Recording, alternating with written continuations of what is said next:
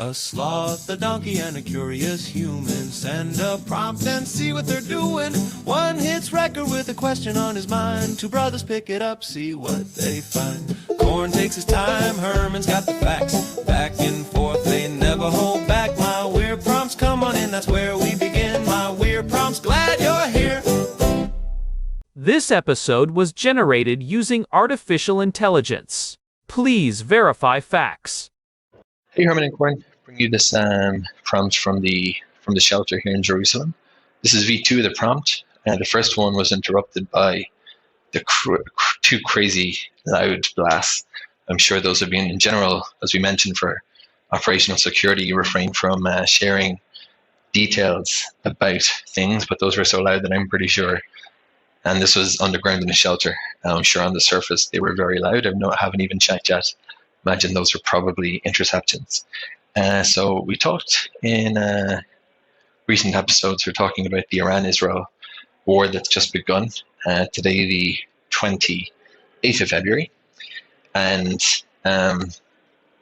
when I was watching the Israeli TV just as the war broke out, the focus on the anchors was basically, well, is this what they call in Hebrew a blue-white operation?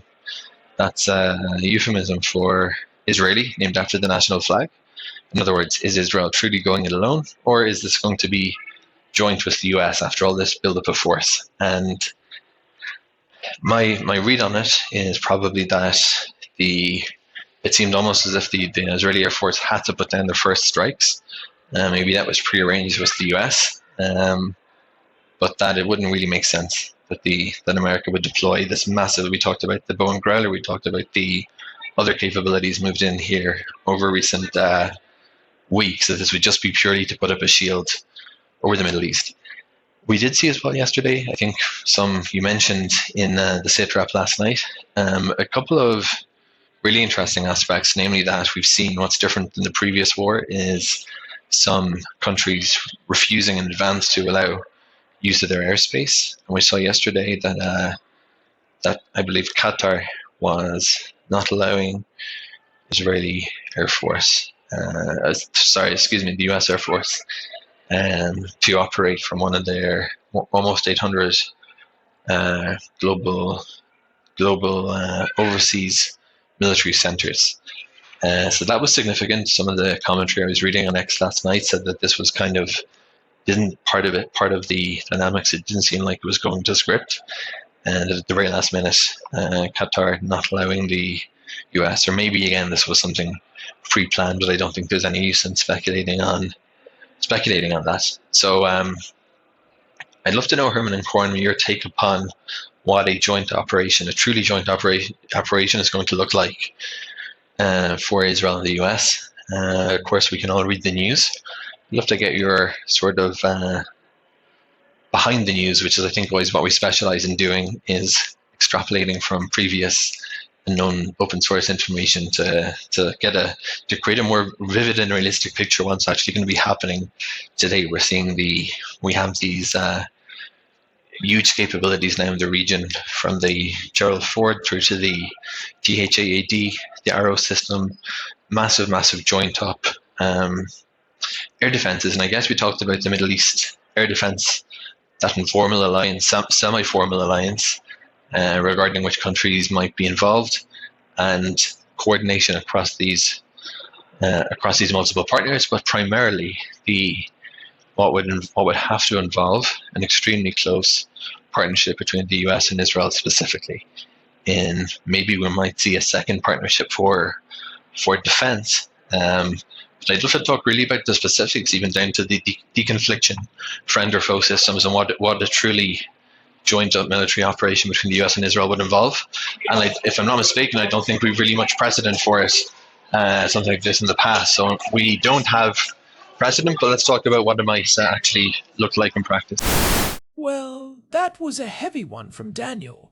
You can really hear the intensity in his voice, and honestly, hearing those interceptions in the background of his recording, the low rumble of the outgoing interceptors followed by that sharp, sky-splitting crack of the kinetic kill, it makes the technical side of what we discuss feel very real, very fast.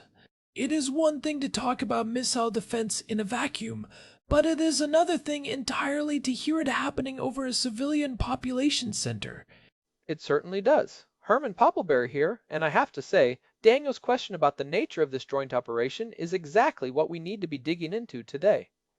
We are currently witnessing a level of military integration that, quite frankly, we have never seen before in the history of the United States and Israel relationship. We are past the point of mere cooperation. We are entering the era of interdependence. Right, because usually, even when there is close cooperation, there is a very clear line. Historically, that line was a matter of national pride and strategic necessity for Israel. Israel does its thing. The United States provides the hardware, the funding, and the high-level intelligence, but they do not necessarily pull the trigger in the same room. But today's prompt from Daniel is about a truly joint operation. He is asking what it looks like when that line blurs or disappears entirely. He is asking about the digital handshake that happens in milliseconds. Daniel mentioned the term blue and white operation, which refers to the colors of the Israeli flag. Historically, Israel has been incredibly protective of its strategic autonomy. They have this doctrine of defending themselves by themselves. It is baked into their national DNA. But what we are seeing right now with the Gerald carrier strike group in the Mediterranean and the deployment of THAAD batteries directly to Israeli soil manned by United States Army personnel is a total shift. It is not just a blue and white operation anymore. It is a blue, white, and red, white, and blue operation. It is a hybrid defense architecture. It is a mouthful, but it is accurate.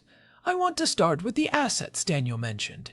He brought up the Gerald Ford and the THAAD and Aero systems. When we talk about these things working together, what is the actual handshake? Because it is one thing to have two different militaries in the same area, but it is another thing entirely to have them acting as a single organism. How do you get a ship built in Virginia to talk to a missile battery built in Israel in the middle of a saturation attack? That handshake is the most complex part of modern warfare. It is all about the nervous system. We actually did a deep dive into this back in episode 767 when we talked about command and control. But in this specific context, the nervous system is something called Link 16. It is a military tactical data link network used by the United States, NATO, and other allies. It allows different platforms, ships, planes, and ground batteries to share their data in near real time. But it is more than just a chat room for radars. It is a protocol that allows for a common operational picture, or COP.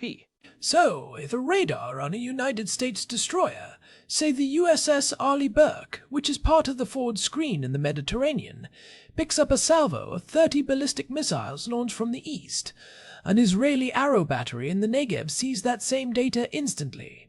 They aren't waiting for a phone call? Precisely. They see it at the speed of light, and it is not just seeing it. It is about owning the track. In a truly joint operation, the system needs to decide which interceptor has the best probability of a kill based on the geometry of the threat. You do not want to waste a $3 million Patriot missile and a $5 million Arrow missile on the same target if you do not have to. That is where the deconfliction Daniel asked about comes in. It is not just about staying out of each other's way. It is about algorithmic efficiency. We are talking about automated fire management. That is fascinating, but it also sounds incredibly risky.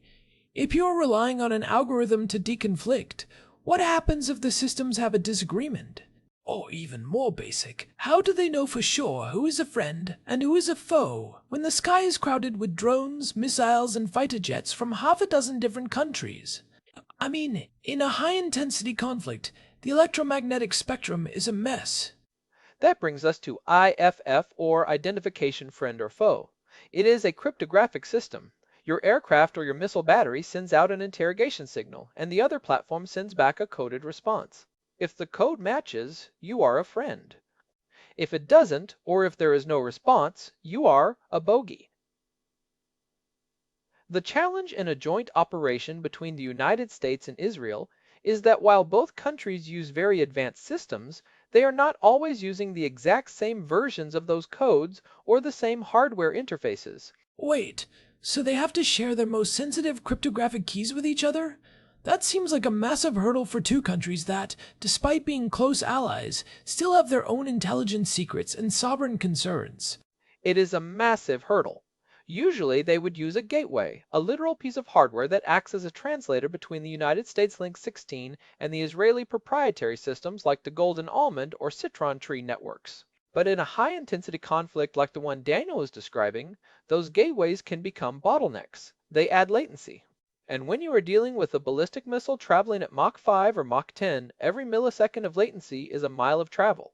So, a truly joint operation likely involves bypassing those gateways.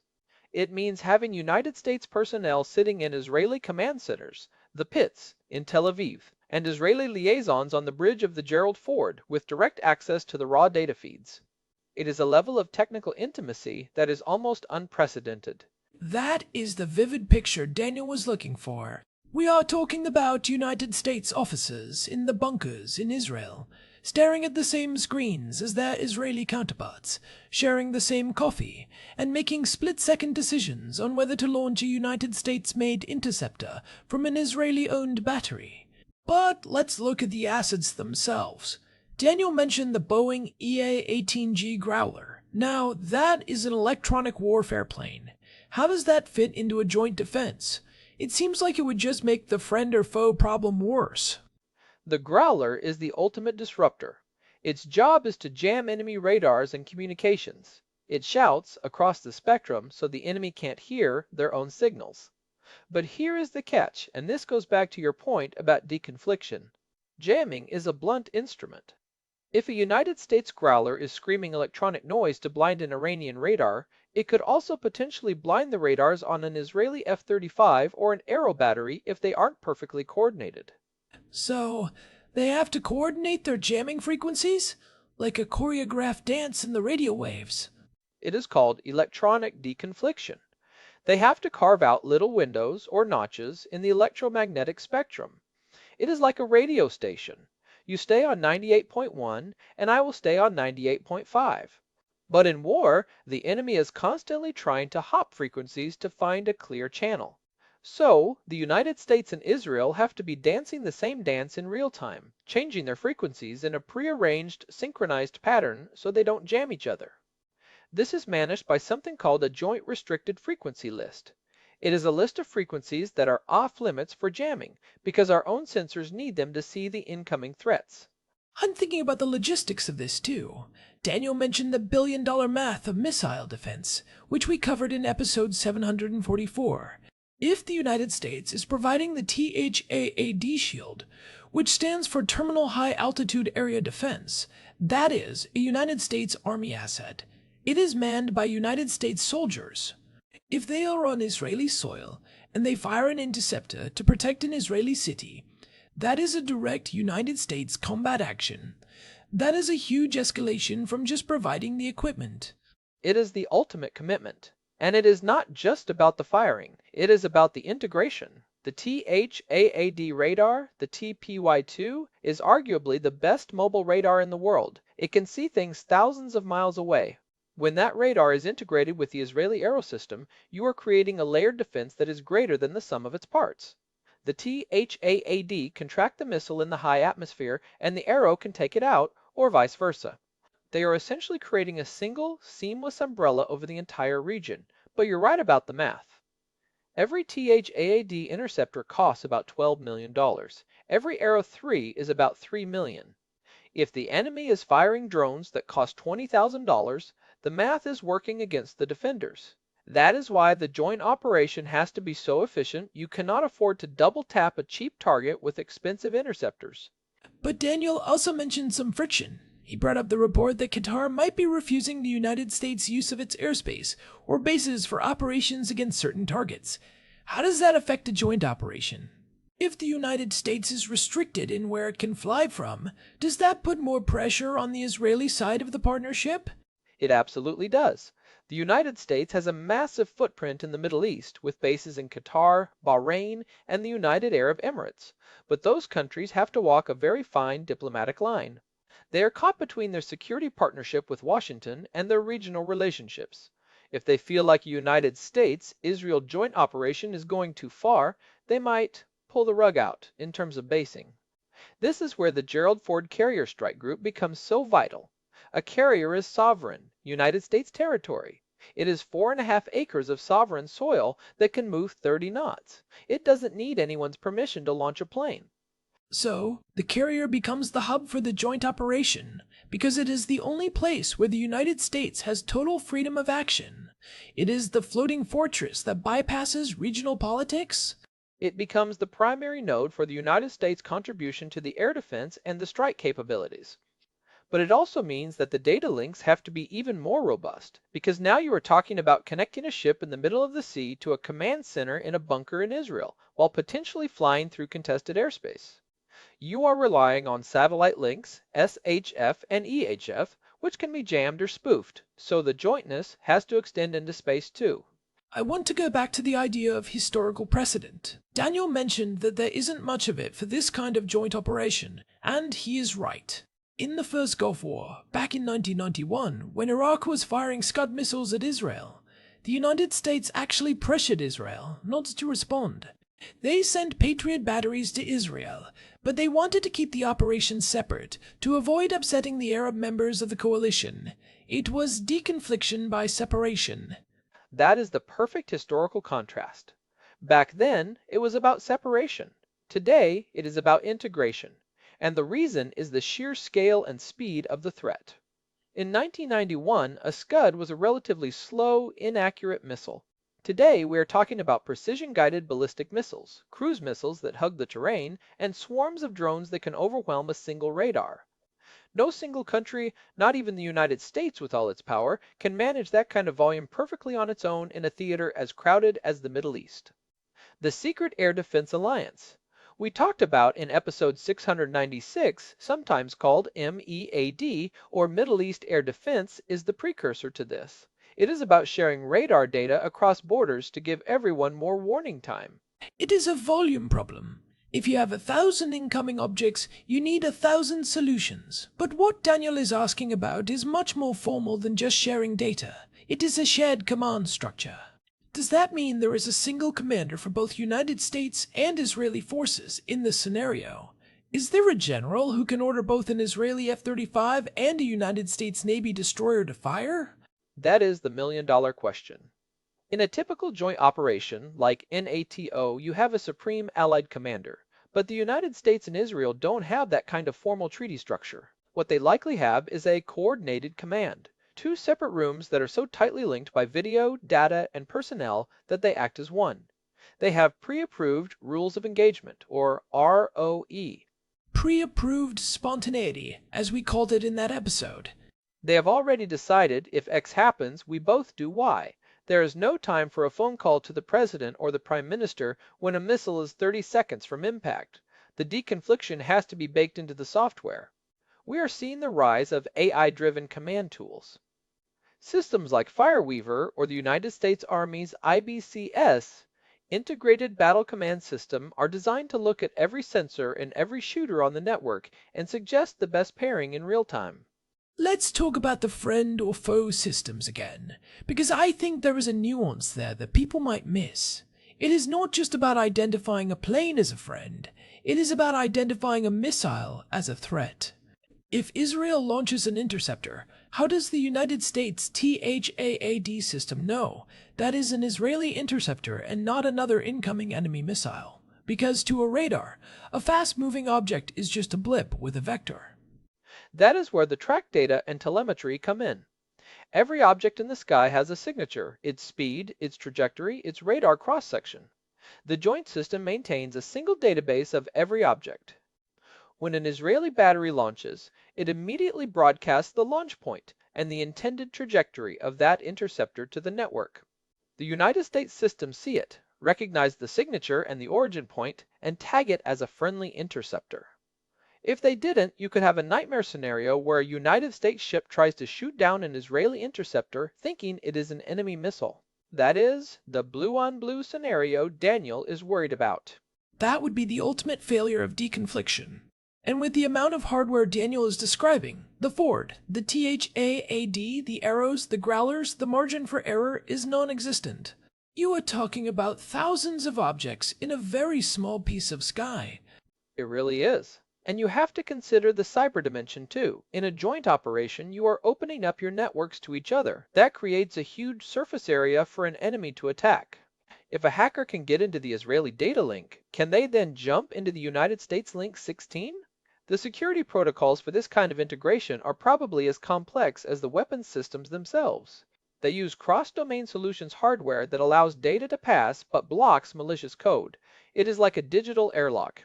It sounds like the partnership is as much about trust as it is about technology.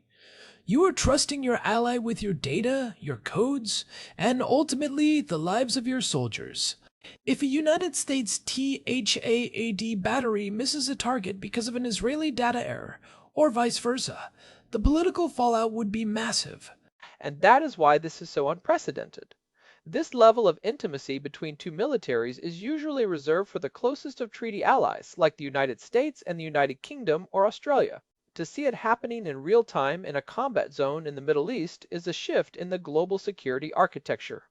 It signals to the rest of the world that the United States is no longer just a supporter of Israel, it is a participant in its integrated defense. So, if we are looking at the vivid and realistic picture Daniel asked for, we are looking at a high-tech, multi-domain ballet. You have United States satellites providing early warning from space, United States and Israeli radars sharing a common picture, United States growlers providing electronic cover, and a mix of United States and Israeli interceptors taking out targets based on a shared algorithm. All while politicians and commanders are watching the same screen in different cities. It is a God's eye view of the battlefield. And let's not forget the human element. You have young United States soldiers in the Negev desert working side by side with Israeli soldiers who are defending their own homes. That creates a bond that goes beyond the technical. But it also creates a political reality where the United States is now a direct participant in the defense of Israel in a way it never has been before. If a United States soldier is killed while manning a THAAD battery, the United States is officially in the war. Which brings us to the implications. If this joint operation is successful, does it become the new template for the region? We have talked about the military build-up in episode 831. Is this the end goal? A permanent, integrated United States-Israel shield? Or maybe even a broader Abrahamic shield that includes other regional partners? It certainly looks that way. The technology is forcing the integration. As threats become faster and more numerous, especially with the advent of hypersonic missiles, the only way to defeat them is through this kind of deep, automated partnership. The days of fighting separate wars in the same space are over. If you aren't integrated, you are vulnerable. You are a silo, and silos are easy to destroy. But what about the countries like Qatar that Daniel mentioned? If they see this level of integration, does it push them away? Does it make them feel like the United States is no longer an honest broker in the region? If the United States is plugged into the Israeli defense grid, does that make the United States an enemy in the eyes of those who oppose Israel? That is the strategic risk. The more the United States integrates with Israel, the more it might alienate some of its other partners in the Arab world who are trying to maintain a neutral or balanced stance. It is a delicate balancing act. The United States needs those bases in the Persian Gulf for global power projection, but it also feels a strategic necessity to protect Israel. This tension is exactly what we are seeing play out with those reports of airspace being denied. It is a geopolitical friction that the military has to work around. It is like a chess game where the board is constantly changing size. You think you have a move, and then a whole section of the board is suddenly off limits because of a diplomatic cable. And the Gerald Ford is the queen on that board. It can move anywhere, it has massive power, and it can act as the central node for the entire joint operation. But even a queen can't win the game alone. It needs the pawns, the knights, and the bishops, the ground-based radars, the interceptors, and the diplomatic support of allies. The Ford's EMA-LS. The electromagnetic aircraft launch system allows it to launch a wider variety of aircraft, including smaller drones, which could be used for even more deconfliction and surveillance. I'm curious about the Arrow system specifically. Daniel mentioned it alongside THAAD. The Arrow 3 is designed to intercept missiles in space, literally outside the atmosphere. Does the United States have anything that compares to that? Or is this a case where the United States is actually relying on Israeli tech to fill a gap? The United States has the SM-3, which is fired from ships using the Aegis combat system. It also intercepts in space. In a joint operation, you could have an SM-3 fired from a destroyer in the Med and an Arrow-3 fired from the ground in Israel, both targeting the same incoming ballistic missile. The coordination required to make sure they don't hit each other, or that they hit the target in the most effective way, maybe one takes the first shot and the other is the backup, that is the peak of this jointness. It is called layered intercept. It is incredible to think about. We are talking about two different systems, made by different companies in different countries, meeting at a specific point in space, hundreds of miles above the Earth to kill a target, traveling at several times the speed of sound. The math of that is mind-boggling. It is the ultimate engineering challenge, and it is happening right now. When Daniel hears those booms in Jerusalem, he is hearing the result of decades of this kind of technical integration finally being put to the test. He is hearing the handshake in action. It is a shield made of silicon and radio waves as much as it is made of steel and explosives.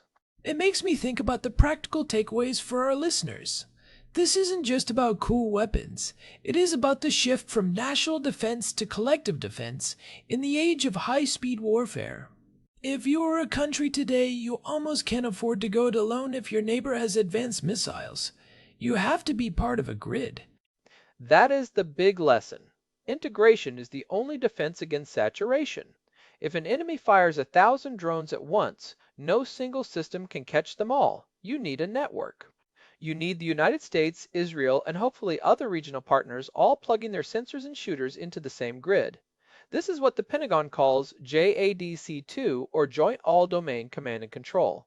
It is the idea that every sensor on the battlefield should be able to provide data to every shooter. And that grid has to be smart. It has to be able to make decisions in milliseconds. We are moving toward a world where the war is fought by the algorithms before the humans even know it has started. That is a bit terrifying, Herman. It is, which is why the deconfliction and the friend or foe systems are so critical. If the algorithm makes a mistake, if it misidentifies a civilian airliner or a friendly fighter, the consequences are catastrophic. That is the realistic picture Daniel asked for. It is a picture of incredible power but also incredible fragility. Everything depends on the data being right and the link staying up. If the link 16 goes down, or if the satellite is blinded, the shield becomes a series of isolated, much less effective umbrellas. It is a nervous system that has to be perfect. If the connection drops for even a minute, the whole shield could crumble. Precisely. And that is why you see such a massive emphasis on electronic warfare and cybersecurity. The enemy isn't just trying to blow up the missiles. They are trying to cut the nerves. They are trying to jam the Link 16, spoof the IFF codes, and hack the command centers. The battle for the data link is just as important as the battle for the sky. So, the joint operation is as much a battle in cyberspace and the electromagnetic spectrum as it is in the air. We are talking about invisible wars happening simultaneously with the visible ones. The growlers that Daniel mentioned are the front line of that invisible battle. They are trying to make sure the joint nervous system stays clear while blinding the enemies. It is a constant, invisible struggle for spectrum dominance. I think we have given a pretty vivid picture here. From the officers in the bunkers in Tel Aviv to the satellites in geostationary orbit, it is a single, integrated machine. It is the most complex thing humans have ever built for the purpose of stopping destruction. It is a digital shield, forged under fire. It is.